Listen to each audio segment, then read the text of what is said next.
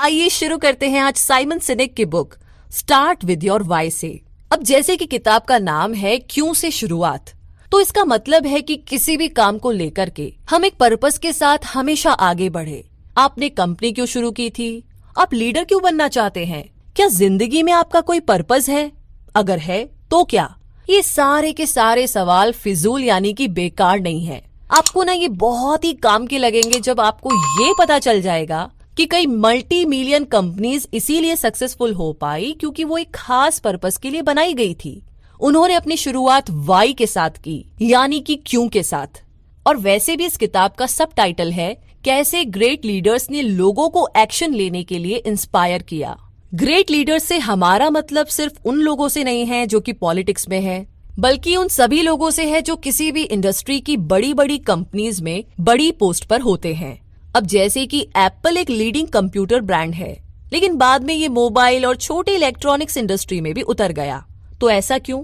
इसके बारे में वैसे हम बाद में बात करेंगे, लेकिन फिलहाल के लिए हम बात करते हैं कि लोगों को एक्शन के लिए इंस्पायर करना, यही ग्रेट लीडर्स का काम होता है। एक अच्छा लीडर ना सिर्फ लोगों का वोट हासिल करता है, बल्कि उनका प्यार भी हासिल करता है, बल्कि उन्हें इंस्पायर भी करता है।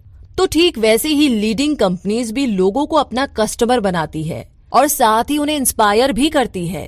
ग्रेट लीडर्स के कई लॉयल फॉलोअर्स होते हैं जो उनके लिए किसी भी तरह का सेक्रीफाइस करने के लिए हमेशा तैयार रहते हैं, फिर चाहे कोई भी रास्ता क्यों ना अपनाना पड़े। फॉलोअर्स अपने लीडर की इसीलिए सुनते हैं क्योंकि वो उन्हें इंस्पायर करता है। जी हाँ, हर सक्सेसफुल कंपनी के अपने लॉयल कस्टमर होते हैं, फिर चाहे कॉम्पिटिटर उससे बेहतर और नया प्रोडक्ट ही क्यों ना निकाल ले, मगर लॉयल कस्टमर इतनी जल्दी उसे नहीं खरीदते। वो अपनी पसंदीदा कंपनी और ब्रांड के लिए हमेशा लॉयल रहते हैं। तो अब सवाल ये है कि आखिर ऐसा हुआ कैसे? मतलब कैसे कर लेते हैं सब लोग ऐसा? या कंपनी उनके लिए क्या करती है?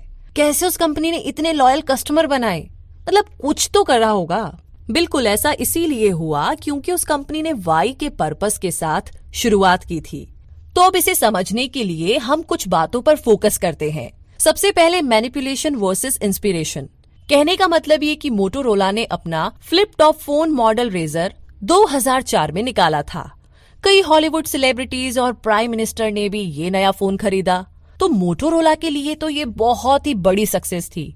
तो कुल मिलाकर के उन्होंने रेजर के 50 मिलियन यूनिट्स बेचे। हालांकि 4 साल में ही कॉम्पिटिटर्स ने रेजर की नकल वाले कई सारे नए फोन मार्केट में उतार दिए थे, और भी बेहतरीन फीचर्स के साथ। तो मोटोरोला की चमक जो है ना, वो यहाँ पर फीकी पड़ गई। तो अब सवाल ये है कि इतनी सक्सेस पाने के बाद भी ऐसा हुआ, ये तो बहुत बुरा हुआ। तो इसका रीजन ये है कि कंपनी ने इंस्पिरेशन के बदले में मैनिपुलेशन इस्तेमाल किया, तभी इसने अपने सारे के सारे कस्टमर खो दिए। तो इसमें कोई लॉयल्टी वाली बात नहीं थी। मोटोरोला ने नया प्रोडक्ट निकाला, लोगों को पसंद आया तो लोगों ने खरीदा, मगर किसी और ने जब बेहतर प्रोडक्ट बनाया तो कस्टमर उसकी तरफ खिंच गए। अब अगर मोटोरोला ने लॉयल कस्टमर बनाए होते तो वो सिर्फ मोटोरोला के ही प्रोडक्ट को खरीदते।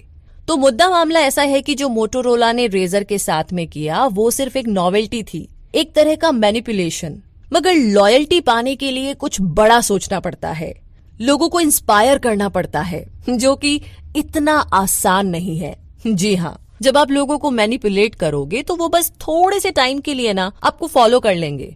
आप भले ही उनसे काम निकलवा लीजिए, मगर उनकी लॉयल्टी हासिल नहीं कर सकते। और कोई भी ग्रेट लीडर ऐसा नहीं करता है। तो जिन तरीकों से किसी को मैनिपुलेट किया जा सकता है वो है डर, प्रेशर, इंस्पिरेशन, प्राइस, प्रमोशन और नॉवेल्टी। तो वोट लेने के लिए कोई भी पॉलिटिशियन डर का सहारा ले सकता है। वो प्रेशर से या पैसे दे करके या झूठे वादे करके अपने लिए जनता का वोट हासिल कर सकता है। तो इसी तरीके से सेल्स इंक्रीज करने के लिए कंपनीज भी अपने प्राइस को ड्रॉप कर लेती है। कुछ कंपनीज प्रोमोज और इंसेंटिव देती है या फिर नया प्रोडक्ट लॉन्च करती है, मगर ये सब एक अच्छे लीडरशिप का एग्जाम्पल नहीं माना जाएगा। जी हाँ, मैनिपुलेशन किसी भी कंपनी या ऑर्गेनाइजेशन को कमजोर ही बनाता है। लोग उन्हें फॉलो तो करते हैं, मगर बस कुछ ही टाइम के लिए। मैनिपुलेशन के लिए काफी पैसा भी खर्च करना पड़ता है, फिर भी ये उतना इफेक्टिव नहीं होता। रेजर फोन कोई इनोवेशन नहीं था, इसीलिए तो मोटोरोला लोगों को इंस्पायर करने में नाकाम रही। Fax machine, microwave oven, light bulb और आईट्यून्स, ये सारी की सारी चीजें इनोवेशन मानी जाएगी, क्योंकि ये सारे वो प्रोडक्ट है जिन्होंने पूरी इंडस्ट्री को चेंज कर दिया। या हम ऐसा भी कह सकते हैं कि इनकी वजह से सोसाइटी की लाइफस्टाइल में एक चेंज आया। तो चलिए, ये तो रही मैनिपुलेशन वर्सेस इंस्पिरेशन की बात। और अब आगे बात करते हैं कुछ अलग सोचने की, क्योंकि 1984 में जब एप्पल कंपनी बनी तब से लेकर आज तक उसका यही मोटो रहा है कि आओ कुछ अलग सोचे। एप्पल ने अपने सभी प्रोडक्ट और एडवर्टाइजिंग में ये बात साबित भी की है, जो कुछ भी कंपनी कहती है और करती है उसके पीछे कुछ हटकर करना, बस यही रीजन है। और यही एप्पल का सबसे स्ट्रॉन्ग पर्पस है, जिसे कंपनी हमेशा लेकर चलती है। वैसे आपको याद होगा कि आईट्यून्स ने म्यूजिक इंडस्ट्री को बदल कर रख दिया था। 2000 के शुरुआती दिनों में लोग गानों के लिए सीडी बर्न करते थे। रिकॉर्डिंग कंपनीज के लिए तो पायरेसी ना एक बहुत ही बड़ी मुसीबत बन गई थी। तब स्टीव जॉब्स ने आईट्यून्स निकाल करके लोगों के सामने एक ऑल्टरनेट रखा। आईट्यून्स और आईपैड ने म्यूजिक इंडस्ट्री को डूबने से बचा लिया। वैसे क्या आपको मालूम है कि MP3 प्लेयर असल में एप्पल ने नहीं बनाया था? एक्चुअली ये क्रिएटिव टेक्नोलॉजी सिंगापुर लिमिटेड के दिमाग की उपज थी। लेकिन सवाल तो ये है कि इसका सारा क्रेडिट एप्पल कैसे ले गया, और इसका जवाब बहुत इंटरेस्टिंग है। हुआ यूं कि क्रिएटिव ने अपने प्रोडक्ट को 5 GB MP3 प्लेयर नाम से रिलीज किया था, लेकिन एप्पल ने आईपैड को कुछ ऐसे पेश किया, 1000 गाने आपकी पॉकेट में। बस क्रिएटिव ने मार्केट को बताया कि उनका प्रोडक्ट क्या है, पर एप्पल ने आप आईपैड क्यों खरीदे ये लोगों को बताया, क्योंकि लोग क्या नहीं समझते, वो कोई भी चीज क्यों यानी कि वाई इससे समझते हैं और फिर खरीदते हैं। तो आईफोन के साथ एप्पल ने एक इनोवेशन किया था। ये मोटोरोला के रेजर की तरह सिर्फ एक नया प्रोडक्ट नहीं था। आईफोन की वजह से ही स्मार्टफोन का ट्रेंड चल निकला। इसे देखकर कि नोकिया, एरिक्सन और मोटोरोला ने भी टच स्क्रीन वाले फोन निकाले। आईफोन के ग्राफिक इंटरफेस और सिंपल डिजाइन ने मोबाइल फोन की इंडस्ट्री को पूरी तरीके से बदल कर रख दिया था। वैसे क्या आपको ये पता है कि साल 2003 में डेल ने अपना खुद का एक MP3 प्लेयर भी निकाला था, मगर ये उतना सक्सेसफुल नहीं हुआ जितनी की कंपनी को उम्मीद थी।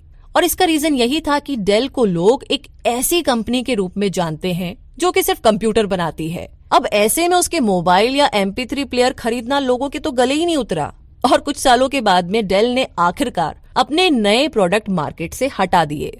मगर फिर से दिमाग में एक सवाल कि एप्पल आखिर कैसे कंप्यूटर बनाने वाली कंपनी से मोबाइल और बाकी के गैजेट्स बनाने वाली कंपनी बन गई।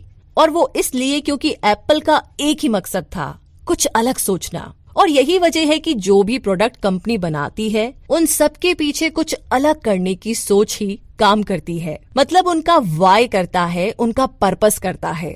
तो एप्पल ने अपनी शुरुआत वाई के साथ की। सबसे पहले तो कंपनी ने एक स्ट्रॉन्ग पर्पस एस्टेब्लिश किया था, जो कि सबसे हटकर सोचना। आज हम एप्पल को वाई के लिए जानते हैं, ना कि वॉट के लिए। जब कंपनी बनी थी तो इसका लीगल नाम एप्पल कंप्यूटर इंक रखा गया था, लेकिन 2007 में कंपनी ने अपना नाम बदल करके सिर्फ एप्पल इंक कर लिया। और ऐसा इसीलिए किया गया क्योंकि कंपनी अब कंप्यूटर के अलावा भी काफी कुछ बनाती है।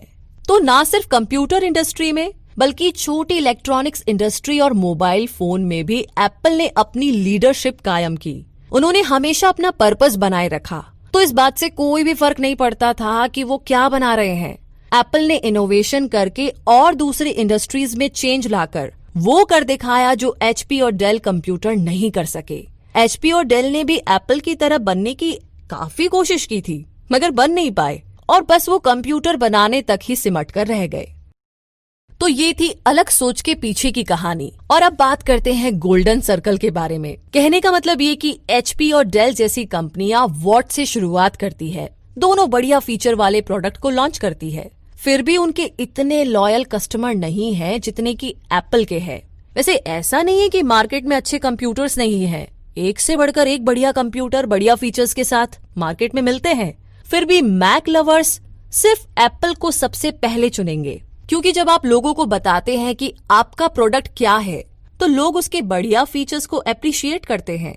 मगर जब आप उन्हें अपनी कंपनी का पर्पस समझाते हैं तब जाकर के वो आपके लॉयल कस्टमर बनते हैं, क्योंकि हम इंसानों पर पर्पस, बिलीफ और फीलिंग्स का एक स्ट्रॉन्ग असर पड़ता है, क्योंकि हमारा दिमाग बना ही कुछ इस तरीके से है।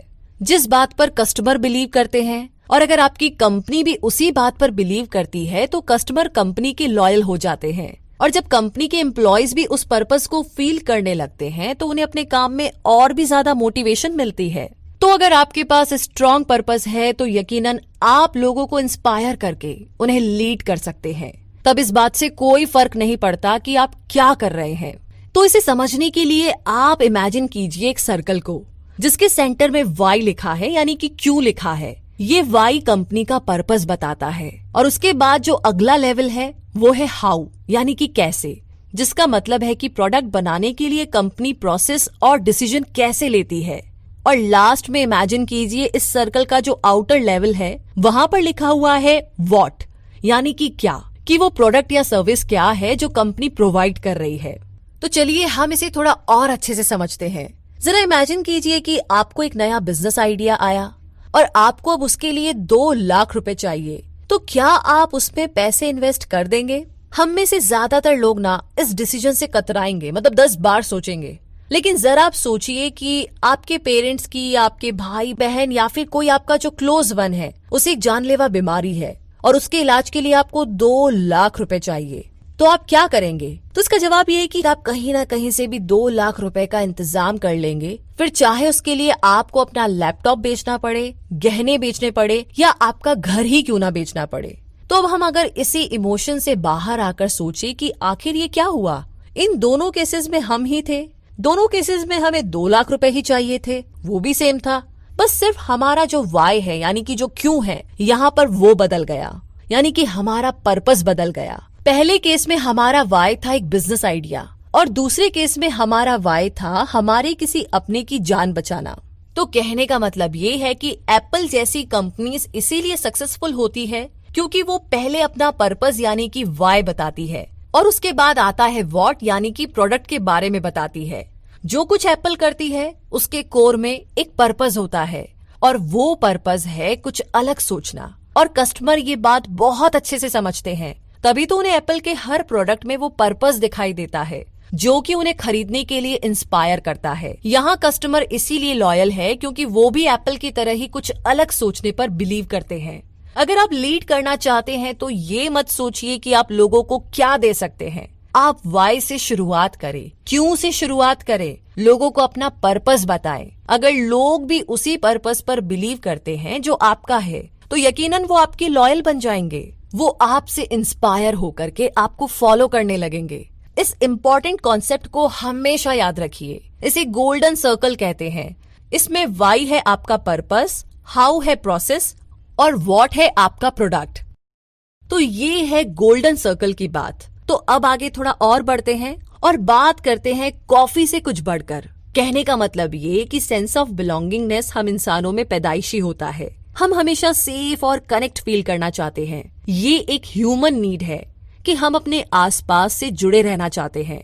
जब हम वैकेशन के लिए अपनी कंट्री से बाहर जाते हैं तो वहाँ अपनी कंट्री के लोगों को देख करके हमें बहुत अच्छा लगता है। हमें ये फील होता है कि हम अपने ही लोगों के बीच में हैं। तो ठीक इसी तरीके से हम उन्हीं कंपनीज के साथ वो अपनापन फील करते हैं जिनके बिलीफ हमारे जैसे हो। हम उनके प्रोडक्ट इसीलिए खरीदते हैं क्योंकि हमारा वाई सेम होता है। तो इससे हमें पता चलता है कि जिस बात पर हम यकीन करते हैं कंपनी भी करती है।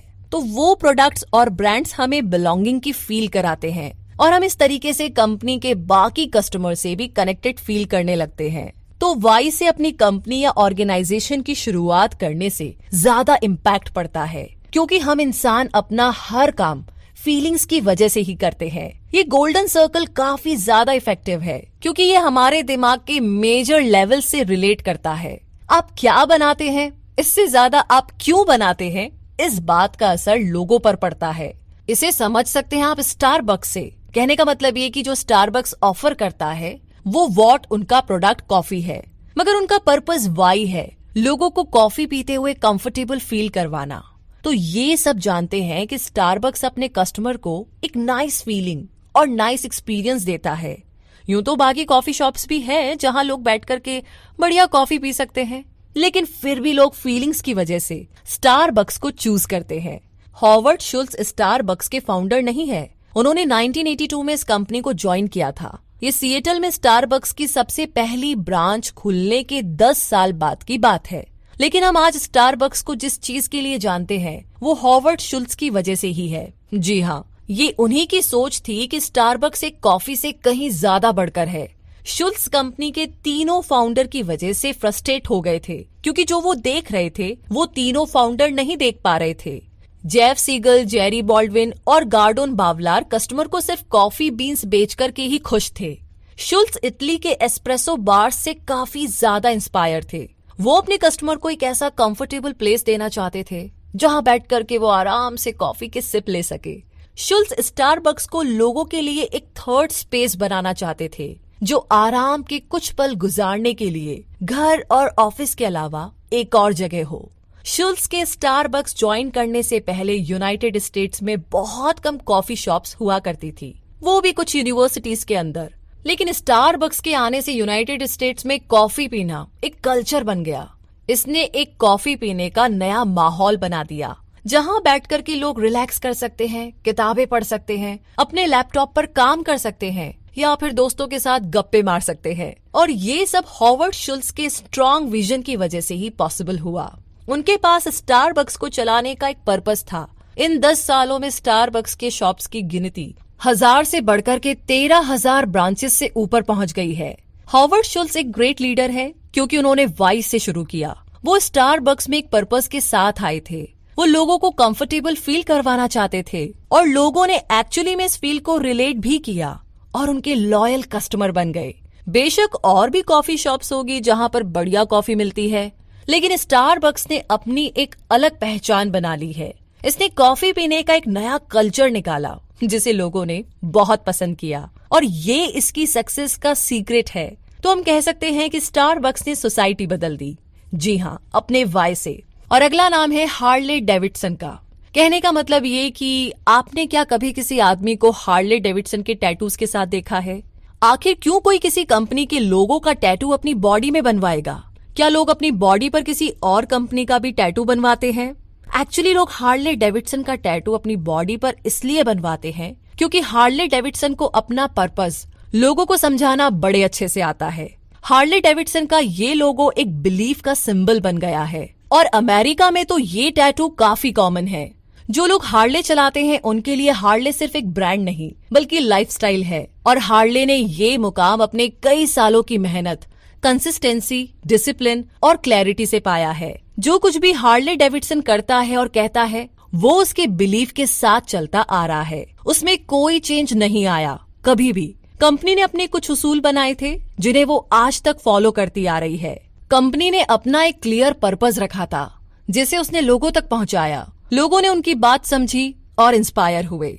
धीरे धीरे कंपनी का ये लोगो सिर्फ एक सिंबल ही नहीं बल्कि एक बिलीफ बन गया। हर प्रोडक्ट जो कंपनी बनाती है उसके पीछे यही बिलीफ काम करता है। अपनी बॉडी में हार्ले डेविडसन का टैटू बनवाने वाले रैंडी फाउलर कहते हैं, ये टैटू मेरी पहचान का सिंबल है, या यूं कहे कि ये मेरी पहचान है, और मेरी पहचान है कि मैं एक अमेरिकन हूँ। तो ये थी हार्ले डेविडसन की कहानी। और अब आगे जानते हैं डिज्नी के बारे में। वैसे हमें गोल्डन सर्कल के बारे में तो पता है, तो आइए अब बात करते हैं कि जो सीईओ होता है वो कंपनी का लीडर होता है, जिसका काम है कंपनी के लिए एक पर्पस सोचना। सीईओ के नीचे एग्जीक्यूटिव काम करते हैं जिन्हें सीईओ के पर्पस में बिलीव होता है। उन्हें पता है कि इस पर्पस को कैसे रियलिटी में बदला जाए। लीडर्स वाई टाइप के लोग हैं जो कि विजनरीज होते हैं, यानी कि उनका विजन होता है। ये ऑप्टिमिस्टिक होते हैं और इस बात पर बिलीव करते हैं कि जो वो सपने देखते हैं, इमेजिन करते हैं, उन बातों को रियलिटी में बदल सकते हैं। दूसरी तरफ हाउ टाइप के लोग रियलिस्टिक होते हैं, यानी कि प्रैक्टिकल। वो दुनिया को रियल तरीके से देखते हैं। ये लोग सपने नहीं देखते बल्कि जो सामने दिख रहा है उसी पर यकीन करते हैं। ये हाउ टाइप के लोग ही स्ट्रक्चर बनाते हैं। चीजें कैसे हासिल की जाए ये बात उन्हें अच्छी तरह पता होती है। वे काम निकलवाने में माहिर होते हैं, इसीलिए वाई टाइप के लोग बिना हाउ टाइप के कुछ नहीं कर सकते। अब हम वॉल्ट और रॉय डिज्नी ब्रदर्स का एग्जाम्पल लेते हैं। वॉल्ट डिज्नी पहले एक एडवर्टाइजिंग फर्म में कार्टून आर्टिस्ट का काम करते थे। उन्हें एनिमेटेड मूवीज बनाने का शौक था। ये 1923 की बात है, तब हॉलीवुड ने इतनी ज्यादा तरक्की नहीं की थी। अपने भाई वॉल्ट डिज्नी से 8 साल बड़े रॉय डिज्नी एक बैंकर थे। रॉय को अपने भाई वॉल्ट के टैलेंट और इमेजिनेशन पर पूरा भरोसा था। मगर वो ये भी जानते थे कि पैसे या बिजनेस के मामले में वॉल्ट बहुत अच्छे नहीं थे। ज्यादातर वाई टाइप के लोगों की तरह वॉल्ट को भी बड़े बड़े रिस्क लेने की आदत थी। वॉल्ट ज्यादातर फ्यूचर के सपनों में खोए रहते थे। तो एक बायोग्राफर ने बताया कि वॉल्ट डिज्नी कार्टून बनाता था और सपने देखता था, मगर रॉय उसकी परछाई में रह करके एक बड़ा बिजनेस एम्पायर तैयार कर रहा था। रॉय ने फाइनेंस और बिजनेस के अपने टैलेंट को इस्तेमाल किया। रॉय की मदद से ही वॉल्ट अपने सपनों को रियल कर पाया। रॉय डिज्नी ने ब्योना विस्टा कंपनी बनाई जो कि डिज्नी फिल्म्स डिस्ट्रीब्यूट करती थी। रॉय डिज्नी की तरह बहुत से हाउ टाइप्स फंक्शनल और सक्सेसफुल होते हैं, मगर उनका काम दुनिया बदलना नहीं है। वो किसी को भी इंस्पायर नहीं करते। इंस्पायर करते हैं सिर्फ वाई टाइप्स के लोग जैसे कि वॉल्ट डिज्नी। लेकिन हाउ टाइप्स के बिना वाई टाइप्स के लोग कुछ नहीं कर सकते। हाँ, लेकिन अगर दोनों मिल जाए तो उनकी स्ट्रॉन्ग पार्टनरशिप से $1 बिलियन कंपनी खड़ी की जा सकती है। तो ये थी डिज्नी की कहानी और अब आगे जानते हैं बिल गेट्स के बारे में। बिल गेट्स जैसे ग्रेट लीडर्स में एक करिश्मा होता है क्योंकि उनके पास एक स्ट्रॉन्ग पर्पस है। अपने बिलीफ को वो एक नाम, एक पहचान देते हैं और उसे दुनिया तक पहुंचाते हैं। ग्रेट लीडर्स एक विजन लेकर चलते हैं जो कि पर्सनल से कहीं ज्यादा बढ़कर होता है। उनके पास दुनिया के लिए कुछ प्लान, कुछ कॉज होते हैं। उनकी अपनी जिंदगी उसके लिए ज्यादा मायने नहीं रखती है। वैसे बिल गेट्स मानते थे कि किसी भी प्रॉब्लम को सॉल्व करने के 2 तरीके हैं। वो ऑप्टिमिस्टिक थे और वो मानते थे कि अगर ऑब्स्टिकल हटा दिए जाए तो कोई भी इंसान अपनी फुल पोटेंशियल का इस्तेमाल कर सकता है।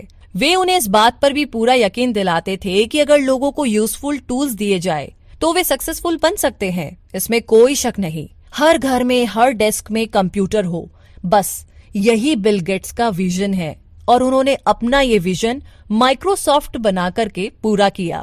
बिल गेट्स ने पावर पॉइंट बनाया, एक्सेल और वर्ड बनाया ताकि लोग अपनी जिंदगी में और भी ज्यादा एफिशिएंट और प्रोडक्टिव बन सके। उन्होंने विंडोज बना करके लोगों की मदद की जिससे वो कुछ एक्स्ट्रा ऑर्डिनरी कर सके।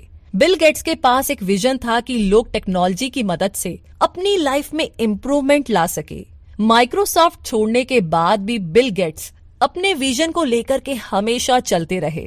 उन्होंने अपनी पत्नी के साथ मिलकर के bill and Melinda Gates foundation बनाई और वो अब कोई सॉफ्टवेयर नहीं बनाते, मगर उन्होंने लाखों करोड़ों लोगों को एक उनकी लाइफ इम्प्रूव करने की अपॉर्चुनिटी दी।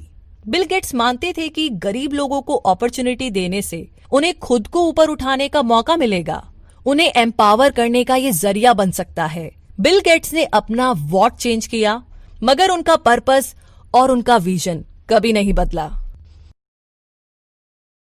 क्या आपको वॉक्सवैगन का मतलब पता है? जर्मन में इसका मतलब होता है लोगों की कार। 70 के टाइम में वॉक्सवैगन हिप्पी कल्चर का सिंबल बन गई थी। कंपनी ने हमेशा ऐसी गाड़ियां बनाई हैं जिसे एवरेज लोग अफोर्ड कर सके। हालांकि 2004 में कंपनी ने एक नई लग्जरी कार फेंटॉन मार्केट में उतारी जिसकी कीमत थी $70,000। ये कार बहुत ही बढ़िया फीचर्स के साथ अवेलेबल थी। इसके कॉम्पिटिटर BMW 7 सीरीज और S क्लास मर्सिडीज बेंच थी, मगर फेंटॉन सक्सेसफुल नहीं हुई। कार की बस गिनी चुनी यूनिट ही बिकी क्योंकि लोगों को कार ज्यादा पसंद नहीं आई और इसकी वजह ये थी कि ये लग्जरी लोगों की समझ से बिल्कुल परे थी क्योंकि वॉक्सवैगन ने हमेशा आम आदमी के लिए अफोर्डेबल गाड़ियां ही बनाई थी। मगर होंडा और टोयोटा के पास बेटर आइडिया था। दोनों कंपनीज ने नए ब्रांड की कारें निकाली जो कि उनके लग्जरी प्रोडक्ट्स के साथ मैच करती थी। उनके नए लग्जरी ब्रांड है एक्यूरा और लेक्सस। और अब आगे बात करते हैं वॉलमार्ट के बारे में। जी हाँ, वॉलमार्ट के फाउंडर सैम वॉल्टन बहुत ही डिप्रेशन में पल करके बड़े हुए, इसीलिए उन्हें हार्डवर्क की वैल्यू पता थी। उन्होंने अरकानसस बेंटाविले में पहला वॉलमार्ट स्टोर खोला। वहाँ ऐसी और भी रिटेल शॉप्स थी जहाँ बहुत सस्ता सामान मिलता था, लेकिन सिर्फ वॉलमार्ट ही टॉप में पहुंचा और वॉलमार्ट कुल $44 बिलियन की एनुअल सेल करता है। लेकिन इसका सीक्रेट सैम वॉल्टन का हार्डवर्क और स्टोर के चीप प्राइस नहीं है। इसका सीक्रेट है वॉल्टन का पर्पस। उनके स्टोर शुरू करने के पीछे एक बहुत ही गहरा कॉज छुपा था, एक ऐसा स्ट्रॉन्ग बिलीफ जिसने उन्हें हमेशा मोटिवेट किया, और वो बिलीफ था सैम का लोगों पर यकीन करना। जी हाँ, वे लोगों का ध्यान रखने में बिलीव करते थे। सैम वॉल्टन को लगता था कि अगर वो लोगों का ध्यान रखेंगे तो बदले में लोग भी उनका ध्यान रखेंगे।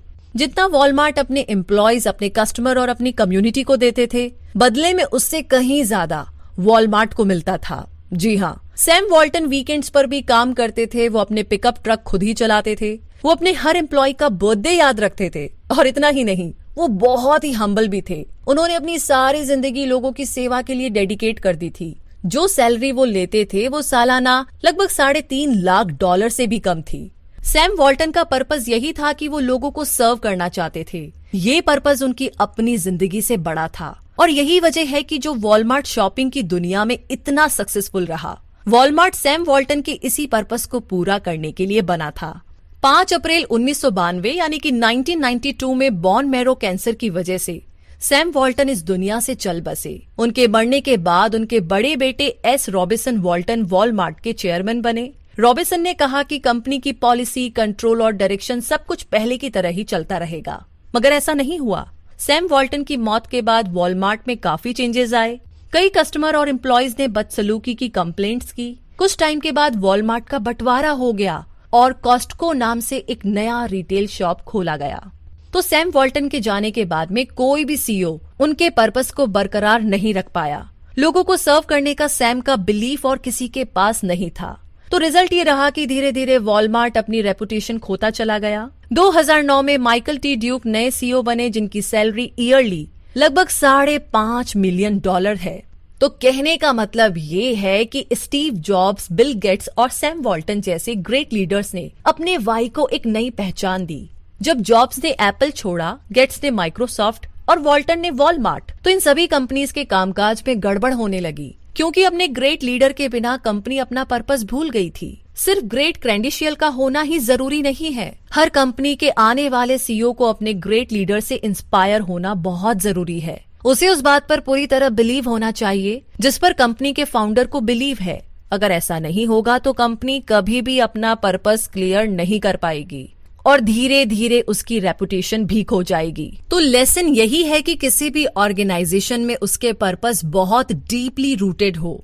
भले ही कंपनी का फाउंडर रहे या ना रहे, मगर उसका पर्पस हमेशा चलता रहे, तभी वो कंपनी सक्सेस के रास्ते में आगे बढ़ती रहेगी। तो अब आप समझ गए होंगे कि वाई यानी कि क्यों से शुरुआत करना इतना जरूरी क्यों है। अपने पर्पस के बारे में सोचे, वो क्या हो सकता है, ऐसा क्या है जिस पर आप बिलीव करते हैं। और जब आपको इन सारे सवालों के जवाब मिल जाए तो अपना हाउ प्रोसेस और व्हाट प्रोडक्ट के बारे में सोचना शुरू कीजिए। कैसे आप उसे अचीव कर सकते हैं। अपने विजन को कभी भी आंखों से ओझल ना होने दे। जो आप सोचते हैं, कहते हैं, करते हैं, उस पर ध्यान दे। बस इस बात का ख्याल रखें कि ये सब आपके पर्पस के साथ मैच करे।